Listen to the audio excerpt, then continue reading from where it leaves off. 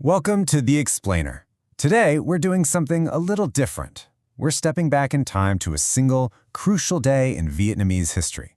We're going to see the liberation of Da Nang not from a history book, but through the eyes of a tank soldier who was right there on the ground in the heart of the city. This quote, wow. It just says it all, doesn't it? It's from a woman in Da Nang on March 30th, 1975. She's looking at a North Vietnamese soldier, and in that one moment, the reality of the man standing in front of her just completely shatters years and years of propaganda. That's the story we're diving into today. What happens when myth crashes head-on with reality, right there on the city streets? All right, so how did this incredible day begin?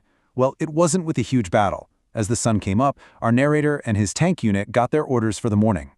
As their tanks started rolling out, this weird, unseasonal rain began to fall. But this wasn't some kind of victory parade, not at all. It was a very deliberate show of force.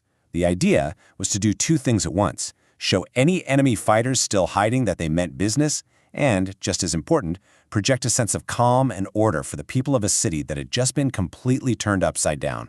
And you can really see the change right here. I mean, just look at the difference a few hours made.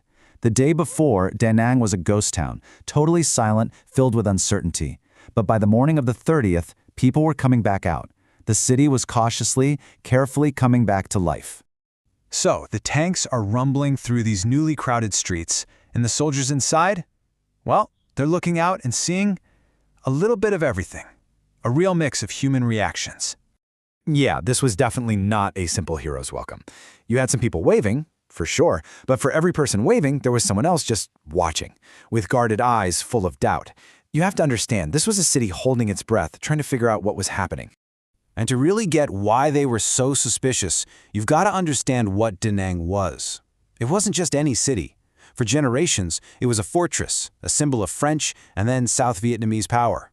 The people there had spent their entire lives being told the North Vietnamese were the enemy.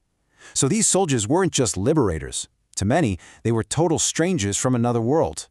After the parade, the narrator's unit, just 6 tanks, parks right in the city center. And, well, you can't exactly ignore 6 tanks, right? They immediately became this focal point, turning these young soldiers into accidental ambassadors, or as we're calling them, the reluctant propagandists. And almost instantly, they're just swamped. The people of Da Nang, after decades of being cut off and fed anti-communist propaganda, just flooded them with questions. They wanted to know everything. What's life really like in the North? What's this cooperative thing we've heard about? Are you guys really communists? And this is where it gets really fascinating. The most simple, everyday things started breaking down these huge propaganda walls. The soldiers,